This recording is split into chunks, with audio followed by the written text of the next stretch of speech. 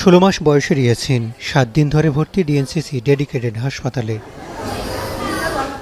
মা সালমা সহ উদ্বিগ্ন পরিবারটির চোখে মুখে যেন অজানা আতঙ্ক। গেল কয়েকদিন ধরেই বন্ধ খাওয়া দাওয়া, চোখ খুলছে খুব কম সময়। চোখ টোক লাল হয়ে গেছে, নিঃশ্বাস নিতে পারে না, শুয়ে থাকে। পরে এখানে নিয়ে আসছি, কিন্তু আসার পরে আরও ভয়ঙ্কর অবস্থা, মানে ছাইতেই পারে না, সারাদিন শুয়ে থাকে বিছানায়। আশপাশের বেডে থাকা অধিকাংশ রোগী তীব্র জ্বর, ডায়রিয়া, কাশি, র্যাশ সহ হামজনিত নানা উপসর্গে ভুগছে। সর্বোচ্চ 104 পর্যন্ত গেছে। 3 দিন জ্বর থাকার পর শরীরে এই র্যাশগুলো বের হয়েছে। জ্বর আসছে আজকে 1 সপ্তাহ, ভর্তি হয়েছি কালকে, আর হাম উঠছে আজকে 4 দিন। জ্বর, বাইরে যাওয়া, ঠান্ডা, বমি, কাশ, তারপরে ওষুধ এনে খাওয়াইছি, তারপর কমে না, তারপর ফার্মেসিতে গেছি, ওষুধ খাওয়াইছি, তাও কমে না। গত শনিবারে প্রথমে জ্বর হয়েছিল, তারপরে পাতলা পায়খানা হয়েছে, ঠান্ডা কাশি, তারপরে সোমবার দিন রাত্রে থেকে দেখি শরীরে হামের র্যাশ উঠছে। স্বাস্থ্য অধিদপ্তরের হিসেব অনুযায়ী শনিবার সকাল 8টা পর্যন্ত আগের 24 ঘন্টায় হামে আক্রান্ত হয়ে 11 জনের মৃত্যু হয়েছে। এ সময় হাসপাতালে ভর্তি হয়েছে 1000-এর বেশি। গেল সপ্তাহের প্রতিদিনই হাসপাতালে ভর্তি হয়েছে 1000-এর বেশি রোগী।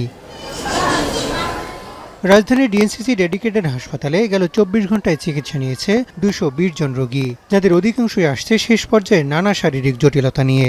বেশিরভাগ মৃত্যুর ক্ষেত্রেই বলবো যে অভিভাবকদের একটুখানি অসাবধানতা।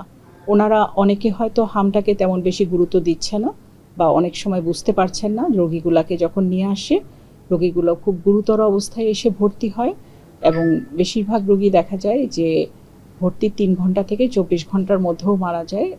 এই জন্য আমি বলবো যে অভিভাবকদের একটু সচেতন হতে হবে। তীব্র অপুষ্টি আর টিকা না নেওয়া শিশুরাই বেশি ঝুঁকিতে। তবে টিকা নেওয়ার পরেও হামে আক্রান্ত হলে তীব্রতা অনেকটাই কম হবে বলে মনে করছেন বিশেষজ্ঞরা। নিউট্রিশন স্ট্যাটাস আমরা যেটা বলি, যেটা বেসিক্যালি রোগ প্রতিরোধ ক্ষমতাটা গড়ে তুলতে সাহায্য করে, তাহলে সেসব বাচ্চাগুলো কিছু কিছু ক্ষেত্রে অ্যাফেক্টেড হয়ে যাচ্ছে। তবে সুখবর হচ্ছে, যে বাচ্চাটার ভ্যাকসিন নেওয়া আছে তার যদি কোনো কারণে মিজলসে সে অ্যাফেক্টেড হয়, সেটা খুবই হালকা পরিমাণে হয়, সামান্য পরিমাণে হয়। ওই বাচ্চাটার কোনো ধরনের গুরুতর রোগ লক্ষণ আমরা কখনো পাইনি। সারা দেশে শুরু হওয়া টিকার ফল পেতে আরও কয়েক সপ্তাহ লাগতে পারে বলে মনে করছেন চিকিৎসকরা। হাসান আল মাহমুদ, এখন, ঢাকা।